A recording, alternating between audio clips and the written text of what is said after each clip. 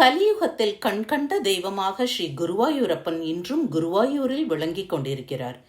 பக்தர்கள் மனமுருகி நாராயணியத்தை அந்த சந்நிதியில் வாய்விட்டு பாடுகின்றனர்.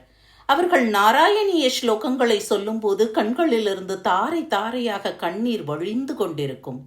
பிருகஸ்பதியான குருவும் வாயு பகவானும் சேர்ந்து ஸ்ரீ கிருஷ்ண விக்கிரகத்தை மலையாள பிரதேசத்தில் ஓரிடத்தில் பிரதிஷ்டை செய்த காரணத்தால் அந்த இடத்திற்கு குருவாத்தபுரி, அதாவது குருவாயூர் என்றும், அந்த மூர்த்திக்கு குருவாத்தபுரீஷன், குருவாயூரப்பன் என்றும் பக்தர்கள் பெயரிட்டு அழைக்கிறார்கள்.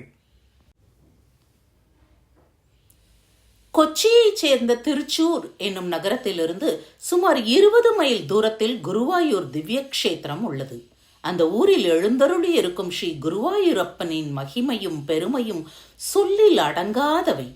ஸ்ரீ குருவாயூரப்பனின் கோவிலில் ஒரு குளம் இருக்கிறது. அந்த குளத்தை நாராயண சரஸ் என்று பக்தர்கள் அழைக்கிறார்கள்.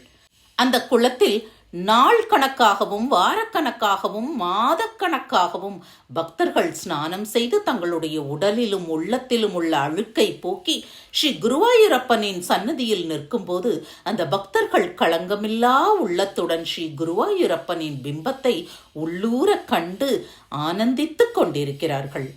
அருளில்லாருக்கு அவ்வுலகமில்லை, பொருளில்லாருக்கு இவ்வுலகமில்லை என்ற வாக்குப்படி லோகத்தில் கிரகஸ்த தர்மத்தை அனுஷ்டித்து வாழ்க்கை நடத்துவதற்கு ஆஸ்திக பெருமக்களுக்கு நேர்மையான முறையில் பல கோரிக்கைகள் நிறைவேற வேண்டியிருக்கின்றன.